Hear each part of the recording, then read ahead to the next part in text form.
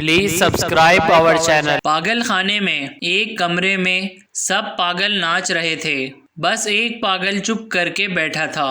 Doctor سمجھا کہ وہ ٹھیک ہو گیا۔ ڈاکٹر: تم ڈانس کیوں نہیں کر رہے؟ پاگل: ارے بے وقوف، اب دلہا بھی ناچے گا کیا؟ ایک کنجوس نے اپنے بچوں سے کہا، جو رات کا کھانا نہیں کھائے گا اسے 10 روپے ملیں گے۔ سب بچے 10 روپے لے کے سو گئے۔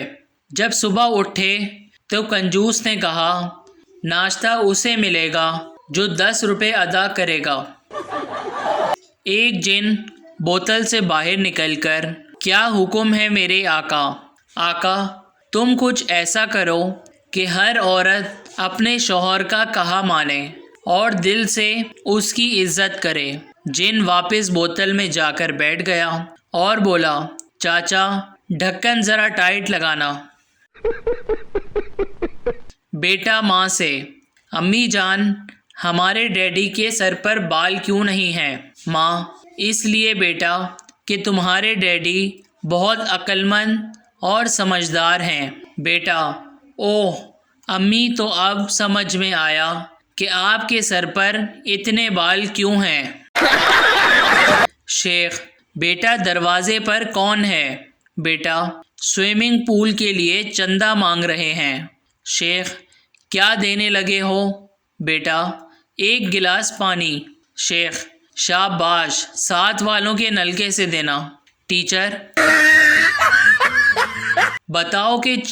بتاؤ کہ دیوار چین کو عجوبہ کیوں کہا جاتا ہے؟ شاگرد: اس لیے کہ وہ چائنا والوں کی واحد پروڈکٹ ہے جو صدیوں سے ابھی تک قائم ہے۔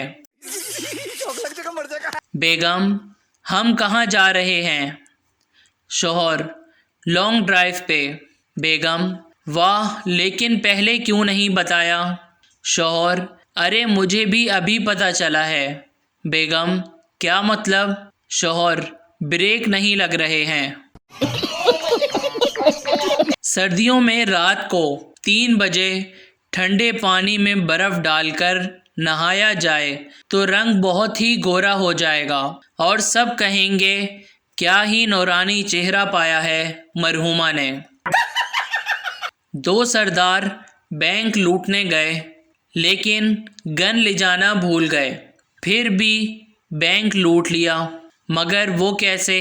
بینک مینیجر بھی سردار تھا، بولا، گن کل دکھا جانا، ہم کو تمہاری زبان پر اعتبار ہے۔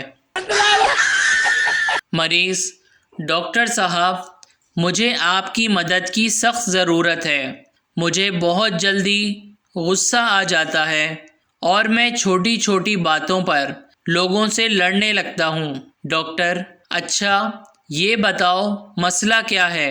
مریض: اوئے، ایک دفعہ بتا تو دیا ہے، تجھے سمجھ نہیں آتی؟ پاگل کے بچے، تجھے ڈاکٹر کس نے بنایا ہے؟